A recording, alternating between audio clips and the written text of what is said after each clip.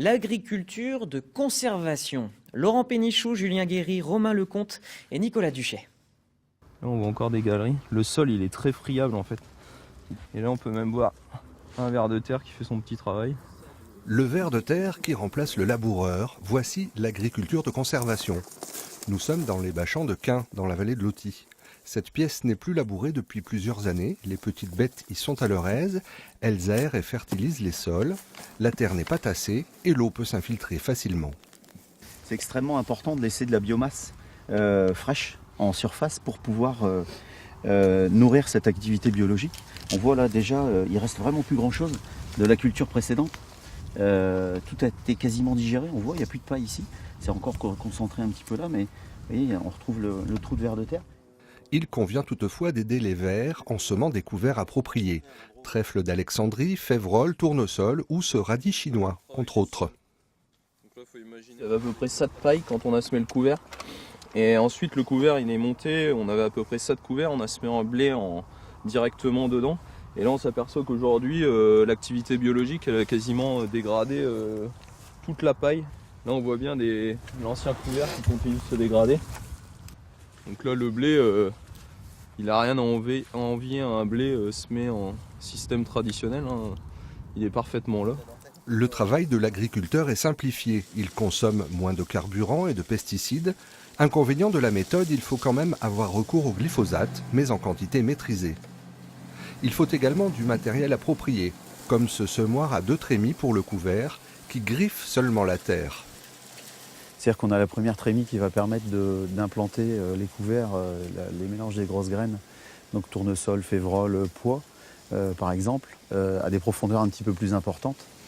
Et derrière, on a un coffre où on va mettre les petites graines, c'est-à-dire la facélie, tout ce qui est base facélie, sarrasin, les vesses, les trèfles. Et l'objectif étant de garantir la levée du maximum de plantes pour pouvoir fournir cette biomasse nécessaire au fonctionnement de notre sol. Les étudiants aujourd'hui sont sensibles aux différentes techniques. Agriculture de conservation, raisonnée ou bio, c'est le retour à l'agronomie et aux basiques de leur métier. Il n'y a plus de recette unique. Chacun a une idée un peu établie donc par rapport à ce qu'on voit nous dans nos régions ou dans nos départements. Et donc justement c'est intéressant de s'ouvrir aux différentes agricultures qui existent. Donc c'est pour ça, hein, chaque exploitant a ses finalités, ses types de sol, ses conditions météo. Et donc c'est vraiment l'agriculture, c'est du cas par cas. Mon père est l'agriculteur, donc on fait de la pomme de terre, donc un peu particulier. Donc là pareil, il faut adapter un petit peu le modèle. Où là par exemple le SMIC direct pour nous c'est pas possible, parce que bon la pomme de terre ça demande du travail du sol. Après pourquoi pas envisager de mettre en place des couverts végétaux, puis en interculture. Cette rencontre s'inscrit dans le cadre d'un projet Initiation et Communication. Ça existe depuis longtemps, mais ces derniers temps, il y a du nouveau. Alors c'est, j'irai à la fois l'évolution de l'agriculture, parce qu'il faut qu'on soit aussi au plus près des réalités.